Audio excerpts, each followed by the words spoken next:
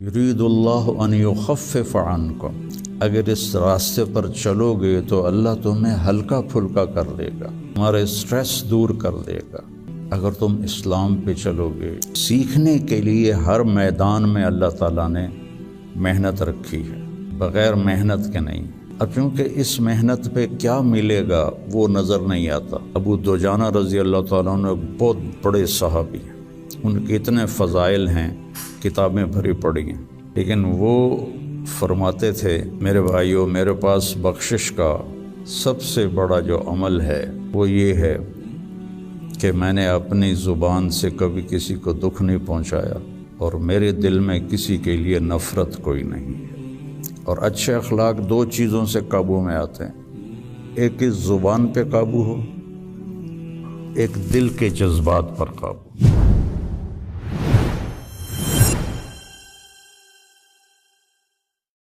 بسم اللہ الرحمن الرحیم، والصلاة والسلام علی رسولہ الکریم وعلی آلہ واصحابہ اجمعین، اما بعد۔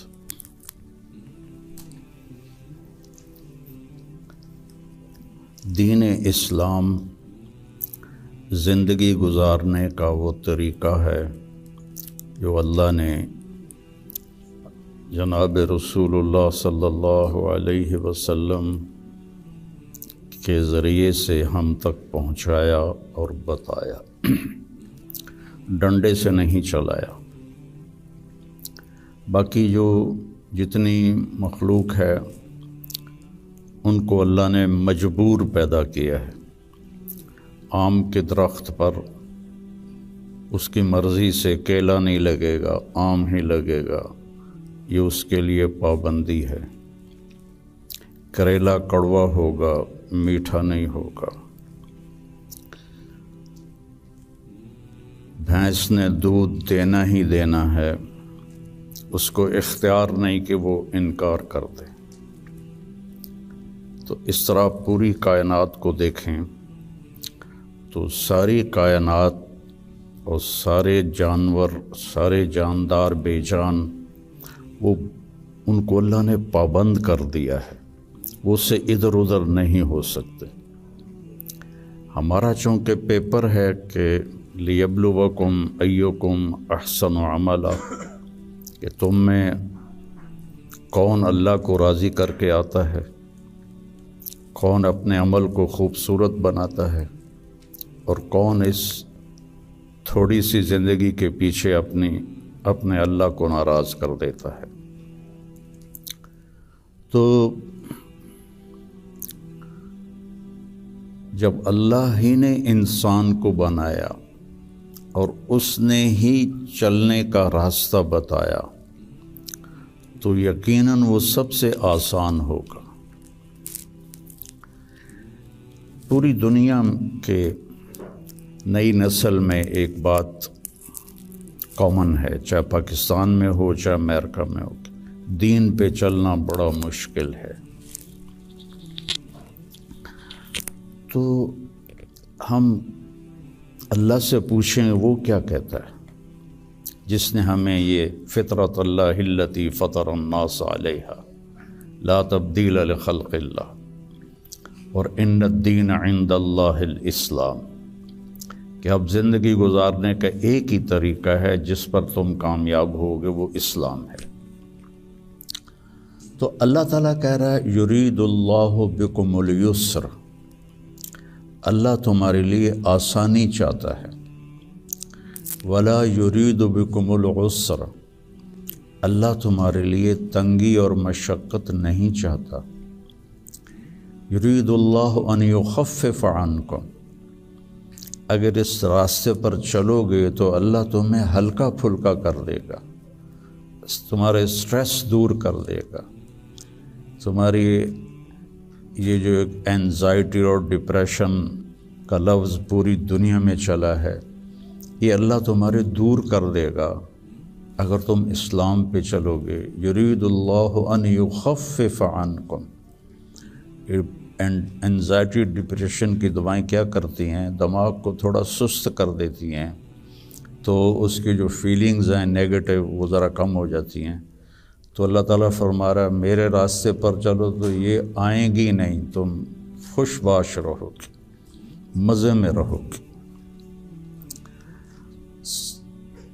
پھر اللہ تعالیٰ کہتا ہے ما جعل علیکم فی الدین من حرج، میں نے تمہارے دین میں کوئی تنگی رکھی کوئی نہیں۔ بھوک لگی ہو تو روٹی کھانا مشکل کام ہے، کتنا آسان ہے۔ ہاں اس کے لیے اگر کہیں جانا پڑے تو جانا پڑے گا۔ آپ لوگوں کے کھانے کا کیا باہر انتظام ہے؟ تو آپ لوگ باہر کھانا کھانے جاتے ہیں، یہاں بیٹھے بیٹھے تو نہیں آتا۔ تو اس کے لیے جو انسان تکلیف اٹھاتا ہے وہ اس کو محسوس نہیں ہوتی، تو بغیر مقصد کے جب کوئی تکلیف آتی ہے تو وہ محسوس ہوتی ہے۔ یہ میں پورا امریکہ، یورپ، آسٹریلیا، سارے بر اعظم پھرا ہوں۔ آپ کے ملک میں لائف بہت ٹف ہے، آسان نہیں ہے، بہت مشکل لائف ہے۔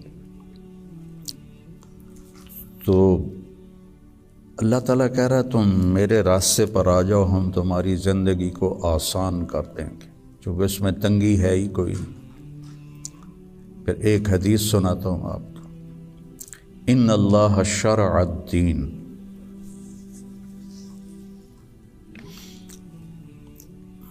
اللہ تعالیٰ نے تمہارے یہ دین کو شریعت بنایا۔ شرع کسے کہتے ہیں؟ بہتے پانی کو کہتے ہیں۔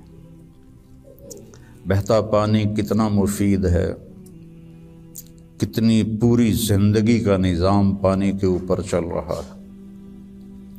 تو اتنی خوبصورت تشبیہ دی بہتے پانی کے ساتھ کہ جیسے بہتا ہوا پانی، یہ جو سمندر کے کنارے ہوٹل بنے ہوئے ہیں ان کے کرائے زیادہ ہیں، جو اس کمرے کا وہاں ویو سمندر کا ہوتا ہے اس کا کرایہ زیادہ ہے۔ تو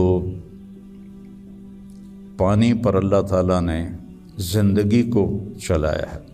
وَجَعَلْنَا مِنَ الْمَاءِ كُلَّ شَيْءٍ حَيٍّ، اور اللہ قرآن میں کہتا ہے کہ میں نے ہر جاندار کو پانی سے پیدا فرمایا۔ تو اللہ کے نبی نے قرآن میں کہا لِكُلٍّ جَعَلْنَا مِنْكُمْ شِرْعَةً وَمِنْهَاجًا ثُمَّ جَعَلْنَاكَ عَلَى شَرِيعَةٍ مِنَ الْأَمْرِ۔ تو اس کے پیچھے وہ خوبصورت معنی ہے کہ بہتا پانی، میٹھا پانی زندگی کی سب سے بڑی ضرورت ہے۔ اس لیے سفر میں آدمی ہو اور پانی کی قلت ہو تو علماء کہتے ہیں نماز کے لیے تیمم کرے اور پینے کے لیے پانی کو محفوظ کرے۔ نماز جیسے عمل کے لیے اللہ نے صحابہ یہی کچھ کرتے تھے کہ پانی پینے کے لیے رکھتے تھے اور نماز تیمم سے پڑھتے تھے۔ تو ان اللہ شرع الدین، پہلی بشارت تو لفظ شرع میں ہے، وجعلہ سہلا، دوسری خوشخبری آسان بنایا، تیسری خوشخبری سمحا، بہت نرم بنایا، چوتھی خوشخبری واسعا، بہت کھلا کشادہ بنایا، پانچویں خوشخبری ولم یجعلہ ضیقا، اور اس میں کوئی تنگی نہیں رکھی۔ لیکن جیسے ہر چیز کو سیکھنا پڑتا ہے، دین کو بھی سیکھنا پڑتا ہے۔ یہ بڑے بڑے ٹرالے جو چلا رہے ہوتے ہیں، یہ اتنے بڑے بڑے کروز، کئی دفعہ میں نے ان میں سفر کیا ہے، اتنے بڑے بڑے 5-5 ہزار آدمی اٹھا کے وہ جو ڈرائیور چل رہا ہے وہ دیکھنے میں کتنا مشکل ہے۔ پھر پانی میں بریک لگانا یہ کتنا عجیب مشکل کام ہے، لیکن چونکہ سیکھ لیا تو چلائے جا رہا ہے۔ گاڑی ایک ہاتھ سے چلا رہا ہے، دوسرے ہاتھ سے موبائل سن رہا ہے، حالانکہ پابندیاں الگ الگ کے حکومت کی، پھر بھی موبائل یہاں لگایا ہوا ہے، ہمارے ہاں تو موٹر سائیکل پر بیٹھا ہوا ہے، ایسے موبائل کر کے جا رہا ہوتا ہے، کھوتا ریڈی چلاتے ہوئے اپنا موبائل یہاں رکھا ہوتا ہے۔ تو سیکھنا پڑتا ہے، سیکھے بغیر تو آدمی سائیکل بھی نہیں چلا سکتا۔ سیکھنے کے لیے ہر میدان میں اللہ تعالیٰ نے محنت رکھی ہے، بغیر محنت کے نہیں۔ اب چونکہ اس محنت پہ کیا ملے گا وہ نظر نہیں آتا تو مشکل نظر آتا ہے، اور امریکہ میں جاب کرنے میں کیا ملے گا وہ نظر آتا ہے، تو اس کے لیے ایسے روبوٹ کی طرح بھاگ رہے ہیں، روبوٹ کی طرح جاب۔ جو بڑے بڑے کاروباری ہیں وہ بھی مزدور کی طرح کام کرتے ہیں، وہ بھی ایسے فری نہیں ہے کہ بھئی اب میرا بڑا کاروبار ہے میں آرام سے گھر بیٹھوں آدمی رکھ لوں، نہیں۔ تو وہ مشقت اس لیے آسان ہوتی ہے کہ اس کی آؤٹ پٹ نظر آ رہی ہوتی، اور جو دین کے اللہ نے ہم سے ڈیمانڈ رکھی ہے چند ہیں، کوئی بڑی زیادہ نہیں ہے، چند مختصر، ایک لا الہ الا اللہ محمد رسول اللہ کی گواہی، وہ اللہ کا فضل، ہم سارے مسلمان یہ گواہی دیتے ہیں، پھر 5 وقت کی نماز ہے، اور سفر میں آپ کے لیے اللہ نے آدھی کر دی ہے، اکٹھی کر دی ہے، ظہر عصر اکٹھی پڑھ لو، مغرب عشاء اکٹھی پڑھ لو، اور رمضان کے روزے ہیں سال کے بعد، حج اور زکوٰۃ پیسے والوں پر ہے، عام لوگوں پر نہیں ہے، اور پھر ان میں کوئی کمی کوتاہی ہو جائے تو اللہ نے معافی رکھی ہے، کوئی نماز چھوٹ گئی قضا پڑھ لے، معافی مانگ لے، معاف ہو جائے گا، روزہ عذر کے ساتھ چھوڑے تو کوئی گناہ نہیں، بغیر عذر کے چھوڑے تو معافی مانگ لے اور روزہ رکھ لے تو وہ ہو گیا۔ اس کے بعد میں آپ کو ایک حدیث سناتا ہوں، آپ کو پورا دین آپ کے ہاتھ میں آ جائے گا۔ 10 لاکھ حدیثیں ہیں، میں ایک حدیث سنانے لگا ہوں، صرف ایک۔ میرے نبی نے فرمایا 4 اذا کانت فیک، 4 کام کر لو، صرف 4 کام کر لو، دنیا بھی تمہاری ہے آخرت بھی تمہاری۔ پہلی چیز صدق و حدیث، ہمیشہ سچ بولو، جھوٹ نہ بولو، مذاقاً بھی جھوٹ نہ بولو، سچ بولو۔ دوسری چیز حفظ و امانت، کسی کو دھوکہ نہ دو، کسی کے ساتھ 2 نمبری نہ کرو۔ تیسری چیز حسن و خلیقت، اپنے اخلاق اچھے کرو، اور اچھے اخلاق 2 چیزوں سے قابو میں آتے ہیں، ایک اس زبان پہ قابو ہو، ایک دل کے جذبات پر قابو ہو، دل میں کسی کے لیے نفرت نہ ہو، اور زبان سے کسی کے کو ذلیل کرنے کا بول نہ ہو، غیبت نہ ہو، بہتان نہ ہو، جھوٹ نہ ہو، گالی گلوچ نہ ہو، تو کسی کو دل توڑنے والی گفتگو نہ ہو۔ یہ 2 باتیں کوئی عورت کوئی مرد کر لے تو اس کے تقریباً سارے ہی اخلاق اس کے قابو میں آ جاتے۔ ابو دجانہ رضی اللہ تعالیٰ عنہ بہت بڑے صحابی ہیں، ان کے اتنے فضائل ہیں، کتابیں بھری پڑی ہیں، لیکن وہ فرماتے تھے کہ میرے بھائیوں، میرے پاس بخشش کا سب سے بڑا جو عمل ہے وہ یہ ہے کہ میں نے اپنی زبان سے کبھی کسی کو دکھ نہیں پہنچایا، اور میرے دل میں کسی کے لیے نفرت کوئی نہیں ہے۔ وہ بدر میں شریک ہوئے، احد میں شریک ہوئے، خندق میں شریک ہوئے، حدیبیہ میں شریک ہوئے، حج میں شریک ہوئے، یمامہ میں شہید ہوئے، اتنی بڑی فضیلتیں، لیکن وہ کہتے ہیں میرے پاس بخشش کا عمل یہ ہے کہ میں نے اپنی زبان سے کبھی کسی کو دکھ نہیں پہنچایا، اور میرے دل میں کسی کے لیے نفرت نہیں ہے۔ یہ فرائض کے بعد اس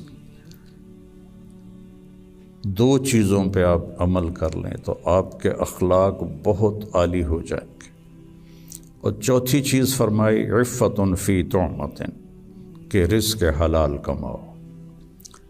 تو یہ 4 کام ہیں: سچ بولنا، دیانتداری سے کام کرنا، دھوکہ نہ دینا، اخلاق اچھے رکھنا اور رزق حلال کمانا۔ تو ان 4 کاموں پر جہاں مرضی آپ دنیا میں زندگی گزاریں، آپ کی دنیا بھی بن جائے گی، آپ کی آخرت بھی بن جائے گی۔ یہ تبلیغ میں اس کو سیکھنے کی محنت ہوتی ہے کہ اس میں تھوڑا وقت لگتا رہے تو زندگی کو ایک رخ مل جاتا ہے اور عمل کی توفیق مل جاتی ہے۔